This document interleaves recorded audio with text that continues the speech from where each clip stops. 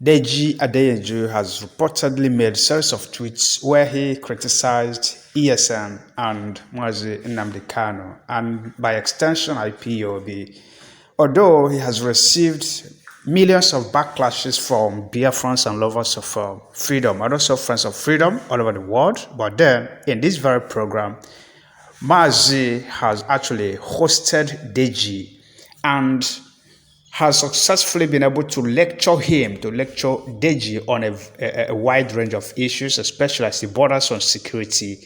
Deji must be a fool. Fulani terrorists cannot be occupying Deji's land, and he is busy chasing shadows because he wants to tell everybody he's a Fulani stooge. But thank God for Mazi, because some senses had been concocted into him. I would like you to watch the program. Please don't forget to subscribe to our channel and click the notification bell. Thank you for watching, and may God bless you. Hello. Just trying to connect. Hello, my brother. Yeah, Deji, good evening. Yeah, good evening, my brother. Very well indeed, my brother. Very well. Yeah. I've been following your post all day. I know they're happy with you, but all the same, you have a right to your. I know. I know. You have a right to I know. And you have the right not to be happy with me. Some other times you also have the right to be happy with me. And the people in the north will not be happy with me that time. Now, so life be. Yeah. No. So what I want to tell you is that we have crossed the Rubicon, Deji. To be frank with you, even we were the diaspora, we want to come back to join the fight. Yeah. We can no longer allow our men, our women, our children to be subjugated. Our women are being raped in the farm. And the people doing the dirty job are carrying AK-47. There is no way we can use machete to be pursuing people with AK. So we need AK-47 to face them. We need the firepower to be able to withstand the Fulani herdsmen. And that is the truth. There is no plenty words about it. Buhari and their cabal have shown no sign of, bringing peace to the entire Nigeria. Deji, the time has come for people to make a decision.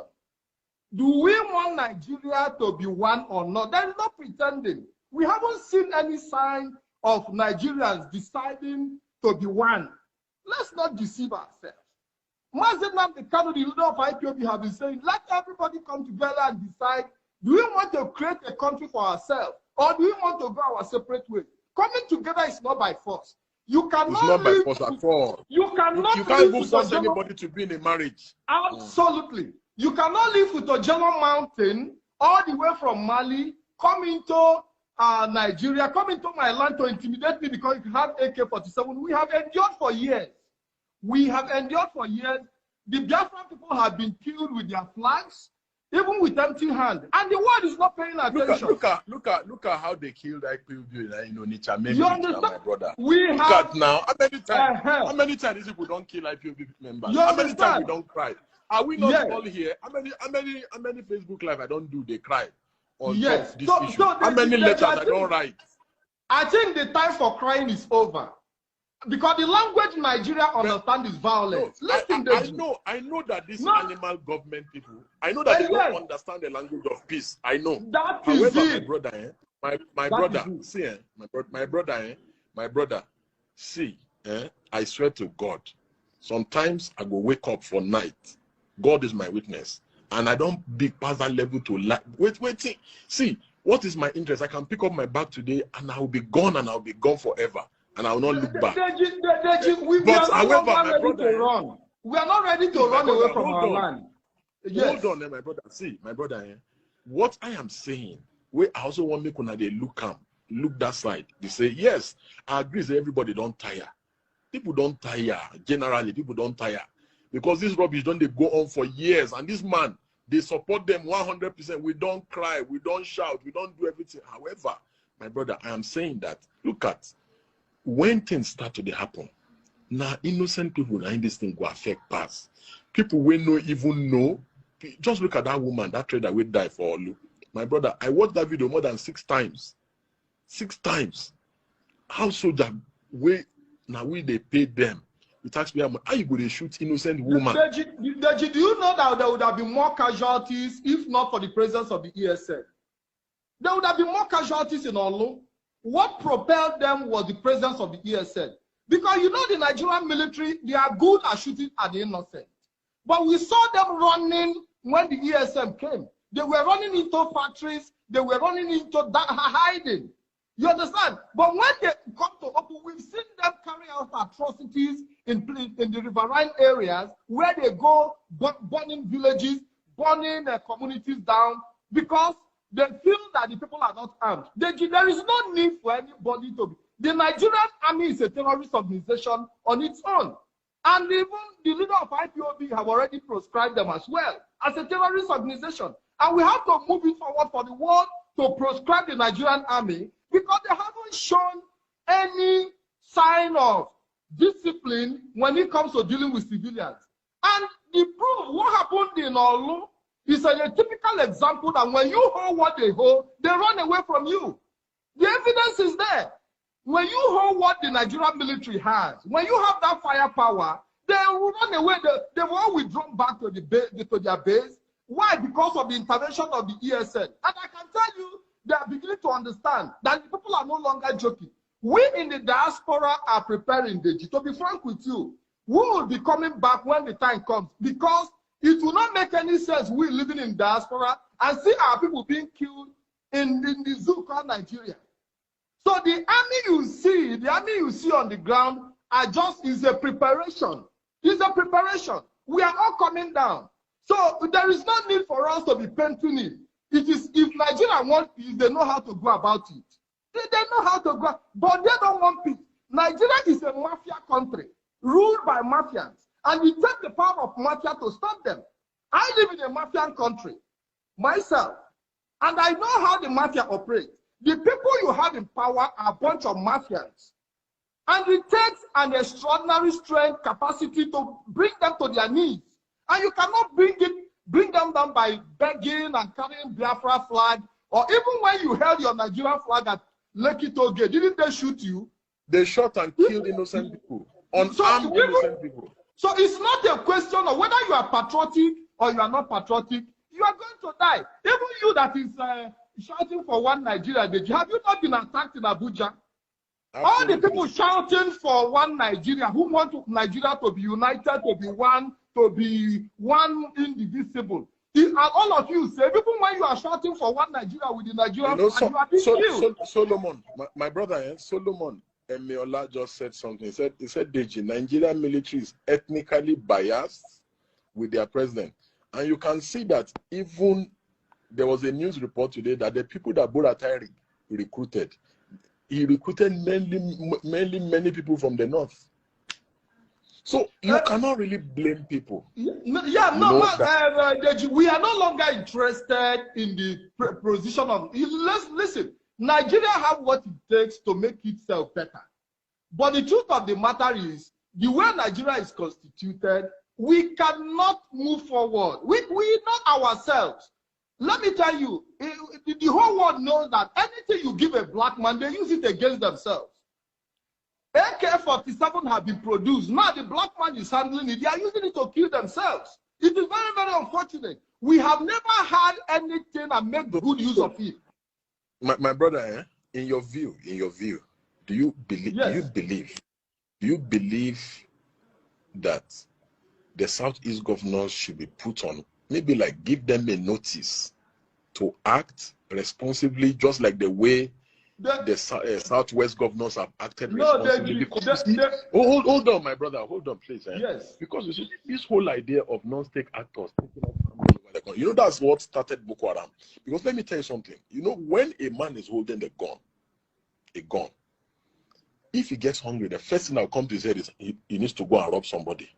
You know, that's how Boko Haram started. It was Ali Modu Sheriff and some few people that said, oh, they needed some boys. They needed to establish some security network kind of arrangements. So once you give somebody a gun, getting back that gun from the person and the inability to control what that person goes to do with that gun is very hard. This is what politicians do every 4 years. They arm thugs all over the place. And once you arm one person, how do you call him back to say, go here, don't go? So Because, and if somebody does it in Enugu successfully, somebody else is going to do it in Nasarawa, in Kebbi, in Adamawa, in Kogi, and everywhere. So what I am saying, yes, I agree with, see, there's nothing you have said that I will say, except if I don't have a conscience, that I will, you've not said anything that is wrong. Do you understand? You've not said one thing that is wrong. However, we must strike a balance between what we want versus what will not degenerate and what will not make people, what will not make us lose unnecessary lives. Again, because yes, we are trying to fight the headers, who are the criminal headers, who are terrorists, who are killing people, who are kidnapping people, who are raping women, you know, and destroying properties, farmlands, and all that. But in the process, let's not go and create something that may even be worse. So for me, my brother, I swear by the living God, I have never for one day said in my heart that, oh, today I'm going to hate on somebody or I'm going to attack. No. It's not even in my nature. People that know me, they know that anything I say is from the sincerity of my heart. It's because I see something wrong and I'm trying to provide a solution or offer help. There are people who are Buhari supporters, they can swear on their life that I'm the worst enemy of Nigeria. I hate Buhari. I'm a goat. That if they see me, they should kill me. There's nothing that they don't say. However, I always say one thing. In the process of us solving one problem, let us not go and create another problem that will be bigger than the problem we are trying to solve. So in my view, what do you think? How do you think we can strike that balance? Yes, you talked about Southeast governors. Southeast governors have shown no willingness to secure their territory.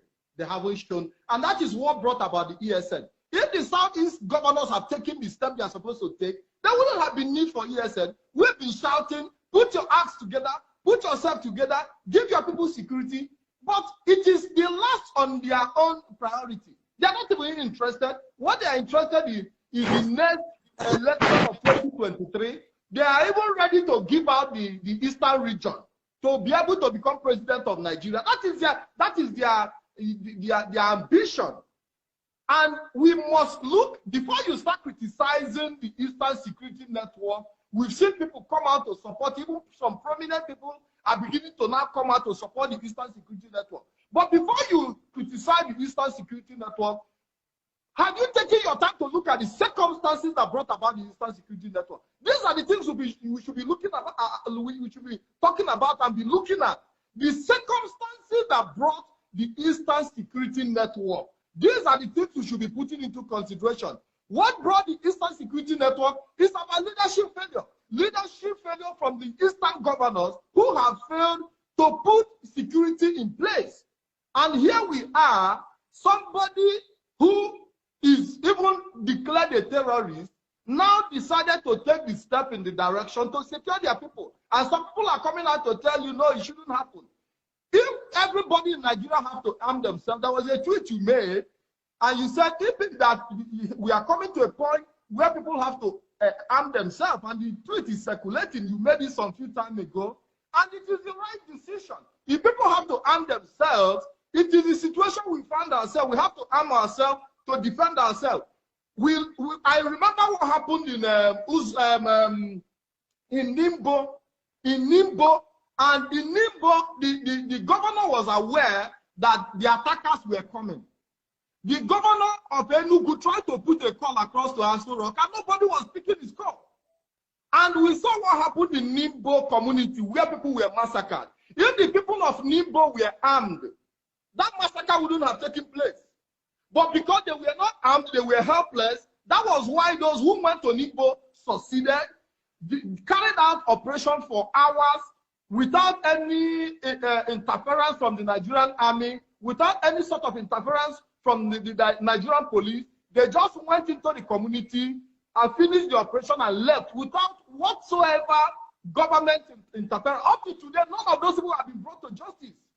Deji, I mean, we should wake up.